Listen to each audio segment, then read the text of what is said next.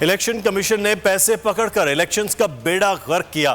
اعظم سواتی کا قائمہ کمیٹی میں الزام، کہا الیکشن کمیشن جیسے اداروں کو آگ لگا دے۔ اعظم سواتی کے الزامات پر الیکشن کمیشن حکام نے کمیٹی سے واک آؤٹ کر دیا۔ اعظم سواتی اور مصطفیٰ نواز کھوکھر میں بھی تلخ کلامی ہو گئی۔ تاج حیدر کی زیر صدارت سینٹ کی پارلیمانی امور کمیٹی کے اجلاس میں ہوئی بدمزگی۔ اعظم سواتی کمیٹی اجلاس میں الیکشن کمیشن پر برس پڑے، سنگین الزام عائد کر دیا۔